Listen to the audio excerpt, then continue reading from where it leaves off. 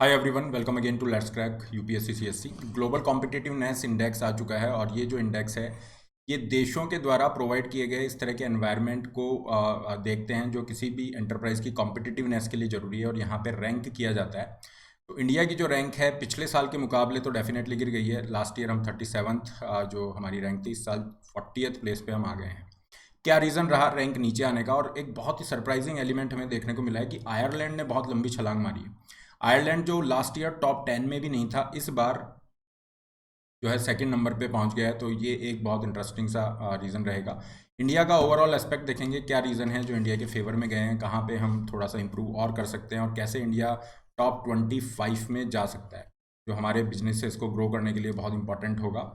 Overall अगर हम यहाँ पे रैंकिंग की चर्चा करें तो भारत की रैंक, जैसा मैंने बताया कि 2023 में 40th नंबर पे है और पिछले कुछ सालों से हम 43rd जो प्लेस है यहाँ पे एकदम स्टेगनेंट से हो गए थे।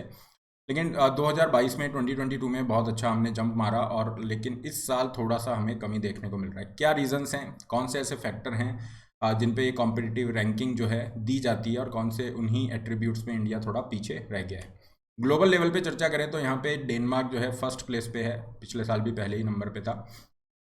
सेकेंड नंबर पे आयरलैंड है, ये लास्ट ईयर 11th प्लेस पे था तो टॉप 10 में भी नहीं था, ये एक सरप्राइजिंग एलिमेंट है। थर्ड प्लेस पे स्विट्जरलैंड है। You don't need to mug up these rankings and all, ये केवल आपके रेफरेंस पर्पस के लिए हमने लगाए हैं कि देखो 2022 में इन कंट्रीज़ की रैंक ये थी और इस साल जो रैंक है उसको यहाँ पे मेंशन किया गया है। जैसे जो यूएसए है वो लास्ट ईयर 10th प्लेस पे था, इस बार 9th प्लेस पे यहाँ पे आ गया है। तो दिस इज़ द थिंग। अगर कंपैरिजन हम देखते हैं तो चाइना की भी रैंक में डाउन आया है, अब पिछले साल 17th प्लेस पे था, इस बार 21st पे आ गया है। ऑस्ट्रेलिया का रैंक यहाँ पे सेम रह रहा है। पूरे इशू को डिटेल में देख लेते हैं एक बार, इसको कंफ्यूज नहीं करना है। देखो ये है वर्ल्ड कॉम्पिटिटिवनेस रैंकिंग, ये वर्ल्ड कॉम्पिटिटिवनेस इंडेक्स की हम चर्चा कर रहे हैं, इसको कंफ्यूज मत करना। ग्लोबल कॉम्पिटिटिवनेस जो इंडेक्स है या रिपोर्ट है वो वर्ल्ड इकोनॉमिक फोरम की आती है। This is that is different world economic forum वाली, और ये जो वर्ल्ड कॉम्पिटिटिवनेस इंडेक्स है ये वाला पूरा डिफरेंट है। तो इसको डिटेल में देख लेते हैं, आगे बढ़ते हैं। My name is Rahul Bhardwaj, ये टेलीग्राम चैनल है जिस पे आप मुझे फॉलो कर सकते हैं पीडीएफ के रिगार्डिंग।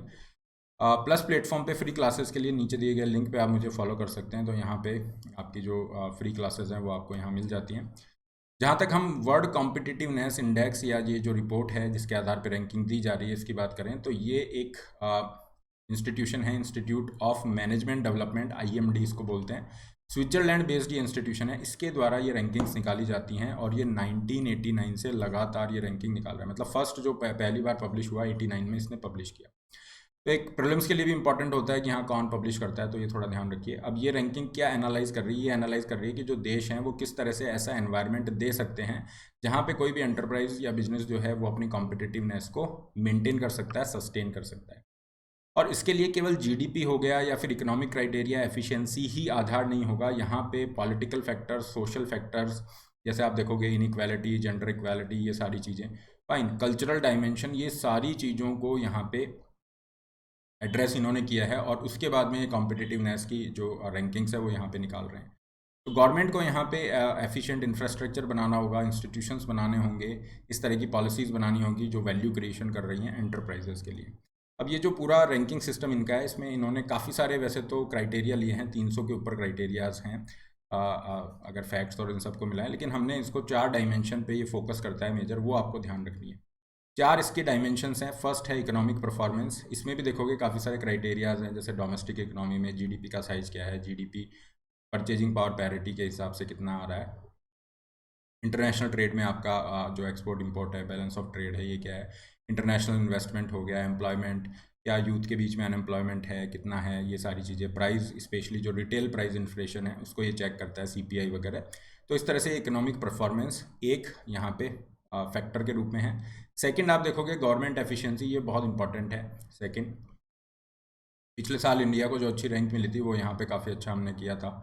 और यहाँ पे देखोगे पब्लिक फाइनेंस की क्या स्थिति है, सरकार पे कितना उधार है, नहीं है, डेफिसिट वगैरह, टैक्स पॉलिसी कितनी इफेक्टिव है, टैक्स कलेक्शन क्या हो रहा है, इंस्टीट्यूशनल फ्रेमवर्क को यहाँ पे देखा जाएगा, जो मॉनेटरी पॉलिसी के रिगार्डिंग, ये सारी चीज़ें, बिजनेस लेजिस्लेशन, क्या सरकार कोई सब्सिडी दे रही है स्टार्टअप्स के लिए, क्या है, सोसाइटल फ्रेमवर्क है, इसमें जेंडर इक्वालिटी रिलेटेड चीज़ें, इनइक्वालिटी ओवरऑल आप देखोगे फाइनेंशियल सेंस में, तो बहुत सारी ऐसी चीज़ें इन्होंने इंक्लूड कर रखी है। बिजनेस एफिशिएंसी की बात करें, प्रोडक्टिविटी, लेबर मार्केट, फाइनेंस जिसमें बैंकिंग आ जाएगा, स्टॉक मार्केट आ जाएगा, ये सब मैनेजमेंट प्रैक्टिसेस, एटीट्यूड्स, ये सब बिजनेस एफिशिएंसी का पार्ट है, थर्ड क्राइटेरिया है। फोर्थ क्राइटेरिया में इंफ्रास्ट्रक्चर आ रहा है, तो ध्यान देने वाली बात है कि बेसिक इंफ्रास्ट्रक्चर जिसमें रेल, रोड और ये सब तो आ ही रहा है, लेकिन इसमें टेक्नोलॉजिकल इंफ्रास्ट्रक्चर, मोबाइल है या फिर इंटरनेट है, ये भी आ रहा है। साइंटिफिक इंफ्रास्ट्रक्चर में R&D पे कितना खर्चा कर रहे हो, रिसर्च डेवलपमेंट पे, हेल्थ, एनवायरनमेंट, एजुकेशन जो सोशल इंफ्रा के पार्ट हैं, तो ये कंप्लीट काफ़ी कॉम्प्रिहेंसिव पिक्चर हमें दे रहा है। चार इन्होंने ये फैक्टर लिए हैं, इसी बेसिस पे काफ़ी सारे क्राइटेरिया इन्होंने ऐड किए हैं, जो कुछ मैंने एग्जाम्पल दिए हैं आपको उसके आधार पर। तो अब चारों क्राइटेरिया के आधार पे ये यहाँ पे रैंकिंग निकाल रहा है, और इंडिया की जो रैंकिंग आई है वो आई है 40th प्लेस। यहाँ पे अगर हम इस साल की कॉम्पिटिटिवनेस रिपोर्ट इसका अगर जिक्र करें, तो ये कह रहा है कि इंडिया जो गवर्नमेंट एफिशिएंसी है उसमें थोड़ी सी प्रोग्रेस को बरकरार रखा हुआ है, बाकी सब जगह पे हम नीचे गए हैं। वैसे ओवरऑल रैंकिंग की अगर हम बात करें तो हर जगह पे ही नीचे जा रहे हैं, क्योंकि देखो एक बार रैंकिंग अगर हम देख लेते हैं, जैसे इकोनॉमिक परफॉर्मेंस, ये पहला फैक्टर क्राइटेरिया था, इसमें लास्ट ईयर हमारी रैंक थी 28th, इस बार हम आ गए हैं 33rd पोजीशन पे। तो again let me just mention this कि इसको रट्टा नहीं मारना है, आपको केवल ये ध्यान रखना है कि हाँ इसमें इकोनॉमिक परफॉर्मेंस एक क्राइटेरिया है, गवर्नमेंट एफिशिएंसी है, बिजनेस एफिशिएंसी, इंफ्रास्ट्रक्चर, ये चीज़ें हैं, ये याद होनी चाहिए। इनमें क्या क्या आता है ये याद होना चाहिए, पर्टिकुलर हर उसमें रैंक को ध्यान नहीं रखना है, ये केवल कंपैरिजन के लिए आपकी अंडरस्टैंडिंग और थोड़ी थोरो हो जाए कि क्यों इंडिया पीछे गया है, कहाँ पे हम इंप्रूव कर सकते हैं और अपनी रैंक को बढ़ा सकते हैं, या कल को पूछ ले कि टॉप 25 में आना है तो क्या करें, उसकी अंडरस्टैंडिंग के लिए बेहतर है। तो देखो हमारी जो 2021 में जो इकोनॉमिक परफॉर्मेंस में रैंक थी, जिसमें जीडीपी आ रहा है, एक्सचेंज रेट और बहुत सारे क्राइटेरियाज आ रहे हैं, तो उसके कंपैरिजन में तो हमारा अच्छा है 23 में भी, लेकिन लास्ट ईयर के कंपैरिजन में थोड़ा सा हम पीछे चले गए। गवर्नमेंट एफिशिएंसी ऑलमोस्ट सेम ही है, कोई ज़्यादा फर्क नहीं है, एक रैंक का फर्क है। बिजनेस एफिशिएंसी में थोड़ा सा हम पीछे हैं लास्ट ईयर के कंपैरिजन में, लास्ट ईयर 23rd प्लेस पे थे, इस बार 28th पे हैं। इसी तरह से इंफ्रास्ट्रक्चर में भी थोड़ा सा हम पीछे गए हैं। तो कुल मिला के अगर देखें, गवर्नमेंट एफिशिएंसी में ऑलमोस्ट सेम है, बाकी business efficiency, infrastructure, economic performance, यहाँ पे हम पीछे गए हैं और इन एरियाज़ के अंदर कंपनसेट करने की ज़रूरत है। कंट्रीब्यूटिंग फैक्टर की अगर हम बात करें जो इंडिया के स्कोर में कर रहे हैं, तो एक्सचेंज रेट की स्टेबिलिटी रही, एक ये है। Compensation levels and advancement in the pollution control, ये थोड़ा सा हमें देखने की ज़रूरत है। और इसमें देखें ये रिपोर्ट यहाँ पे ये भी मेंशन कर रही है कि कौन से ऐसे 5 अट्रैक्टिव फैक्टर हैं जो इंडिया को एक फेवरेट डेस्टिनेशन बना रहे हैं कोई भी जो बिजनेसेस हैं उनके लिए। इंडिया में स्किल्ड वर्कफोर्स जो है ये बहुत पॉजिटिव है, और अगर आप देखोगे आयरलैंड का जो 11वें स्थान से सेकंड प्लेस पे आया है, उसमें इसका एक बहुत बड़ा स्थान है। हालांकि और बहुत सारे चेंजेस रहे जिसमें उसने अपना जो टैक्स रेजीम है उसको इम्प्रूव किया है, ठीक है, स्किल्ड वर्कफोर्स के रिगार्डिंग इंप्रूवमेंट है, ओवरऑल बिजनेस जो उसका परफॉर्मेंस है, ये जो फर्स्ट फैक्टर है इकोनॉमिक परफॉर्मेंस और बिजनेस एफिशिएंसी, इसमें काफ़ी अच्छा इंप्रूवमेंट वहाँ पे शो हुआ है। कॉस्ट कॉम्पिटिटिवनेस, ये अच्छी बात है, इंडिया की जो कंपैरेटिवली चीज़ें हैं अच्छे क्वालिटी में कम कॉस्ट पे हम अवेलेबल करा सकते हैं। Dynamism of the economy, overall her sector vibrant है। हाई एजुकेशनल लेवल्स यहाँ पे हैं, ओपन एंड पॉजिटिव एटीट्यूड्स, ये कुछ ऐसे फैक्टर हैं जो इंडिया को काफ़ी अट्रैक्टिव बनाते हैं बिजनेसेस के लिए कि वो इंडिया की तरफ देखें। लेकिन इसी के साथ ये जो रिपोर्ट है 2023 वाली, ये कुछ चैलेंजेस भी हाईलाइट करती है कि 2023 में भारत के लिए ये 5 जो है एरियाज़ हैं जहाँ पे बहुत ज़्यादा चुनौतियाँ रहने वाली है, तो उसी हिसाब से हमें तैयारी करनी होगी। क्या है, देखो हाई जीडीपी ग्रोथ को सस्टेन करना, ये हमें भी पता है कि जीडीपी ग्रोथ जो है हम चाह रहे हैं कि 7% तक रहे, 6% से नीचे ना चली जाए, ठीक है। तो ये जो 6-7% की ग्रोथ रेट हम चाह रहे हैं उसको सस्टेन करना चैलेंज है। चैलेंज क्यों है, क्योंकि साथ ही में आपको कंट्रोल करना है इन्फ्लेशन को भी, ठीक है। इन्फ्लेशन मतलब महंगाई को कंट्रोल करना है। तो अगर आप यहाँ पे सरकार क्या कर सकती है या आरबीआई क्या कर सकता है, मनी सप्लाई को बढ़ाएगा ताकि बिजनेस एक्टिविटीज़ बढ़ें, ताकि जीडीपी बढ़े, लेकिन दूसरी तरफ इन्फ्लेशन बढ़ सकती है। तो ये दोनों ही चैलेंजेस यहाँ पे हैं। सरकार का जो घाटा हो रहा है, सरकार कितनी उधारी ले रही है, फिजिकल डेफिसिट, ये भी एक चैलेंज हो सकता है, क्योंकि कोरोना के बाद तो लगातार चैलेंज बना हुआ ही है। फाइनेंशियल मार्केट की जो वॉलेटिलिटी है ये भी एक मेजर फैक्टर है, क्योंकि अभी बहुत सारी चीज़ें हो रही है, अनसर्टेनिटी है, जियोपॉलिटिकल लेवल पे इतना उथल फुथल है। काफ़ी सारे मार्केट्स जो है स्लो रन कर रहे हैं, यूरोप है, यूएस है, वहाँ पे स्लो डाउन देखने को मिल रहा है। तो ये जो अनसर्टेनिटी है उसमें फाइनेंशियल मार्केट भी बहुत वॉलेटाइल हो रहा है, ऊपर नीचे जा रहा है, इसको मैनेज करना चुनौती होगा।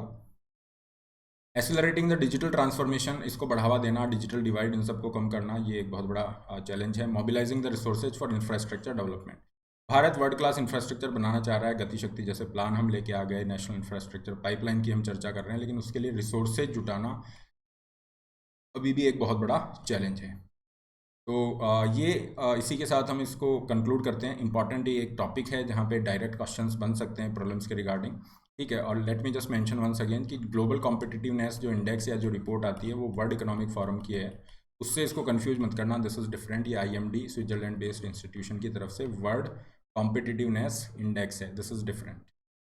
तो that's all for today regarding the PDF of the session. इस टेलीग्राम चैनल पे आप मुझे फॉलो कर सकते हैं। जो बच्चे आईएएस की तैयारी कर रहे हैं अनअकैडमी के प्लस प्लेटफॉर्म से जुड़ सकते हैं, जहां एक ही बार आपको फीस देना है। उसी फीस में आपकी अनलिमिटेड क्लासेस आपको मिलती है। अनअकैडमी पे जो भी एजुकेटर्स हैं प्लस प्लेटफॉर्म पे किसी से भी आप पढ़ सकते हो, कितनी भी क्लासेस अटेंड कर सकते हो।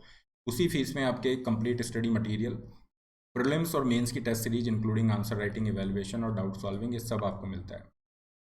अभी आपके काफ़ी अच्छे ऑफर चल रहे हैं, 50% तक डिस्काउंट ऑफर्स चल रहे हैं। सब्सक्रिप्शन के लिंक आपके डिस्क्रिप्शन बॉक्स में भी होते हैं, और जब आप उस ऑफ़र पे क्लिक करेंगे या फिर कमेंट बॉक्स में भी पिन है, तो ऑफ़र पे आप क्लिक करेंगे तो आपको प्लान मिलेगा। अच्छा, 1 साल लेना है, 1.5 साल, 2 साल, तो आप अपना प्लान सेलेक्ट कीजिए, then use the code RBLIVE। ये रेफरल कोड आपको यूज़ करना है to get maximum available discount and personal guidance, और फिर आप ऑनलाइन पेमेंट के थ्रू जा सकते हैं। जो बच्चे अभी एडमिशन ले रहे हैं 2024 का प्रीलिम्स क्लियर करते हैं, तो 24 का मेंस की पूरी ऑफलाइन मेंटरशिप के साथ अनअकैडमी तैयारी ऑफर करता है फ्री ऑफ कॉस्ट।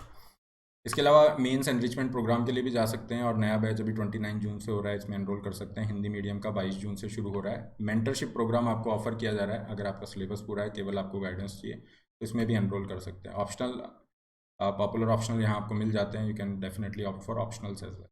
तो 0% EMI ऑप्शन भी आपके लिए है, वो भी ऑप्ट कर सकते हैं। That's all for today, have a great day guys, don't forget to like share.